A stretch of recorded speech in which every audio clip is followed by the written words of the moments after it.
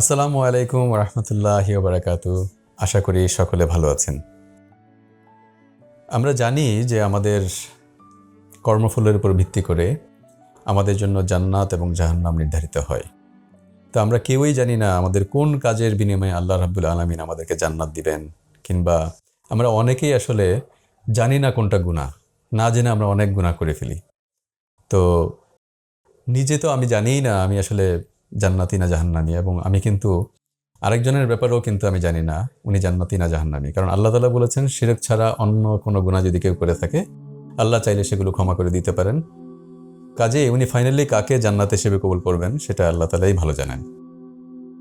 কিন্তু হাদিসের রেফারেন্সে বুখারী শরীফের ৬২০২ নম্বর হাদিসে আমাদের প্রিয় নবী হযরত মুহাম্মদ সাল্লাল্লাহু আলাইহি সাল্লাম বলেছেন, জান্নাতি লোক হবে দুনিয়াতে খুব নরম, কোমল হৃদয়ের অধিকারী এবং মজলুম, আর জাহান্নামী লোক হবে দুনিয়াতে কর্কশ, অহংকারী এবং ঝগড়াটে।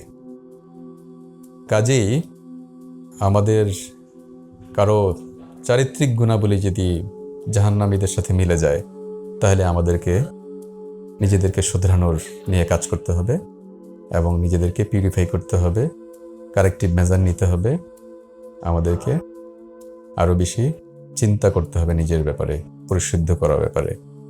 সো এই হাদিসের রেফারেন্সে আমরা যেহেতু বুঝতে পারছি জাহান্নামী লোকের চারিত্রিক বৈশিষ্ট্য কী, সেই জন্য আমরা চেষ্টা করব এই চারিত্রিক বৈশিষ্ট্যগুলো থেকে ওভারকাম করে নিজেকে জান্নাতি লোকের চরিত্রগুলো নিজের মধ্যে ফুটিয়ে তোলার জন্য। ভালো থাকবেন সকলে, সুস্থ থাকবেন। আসসালামু আলাইকুম রহমতুল্লাহ।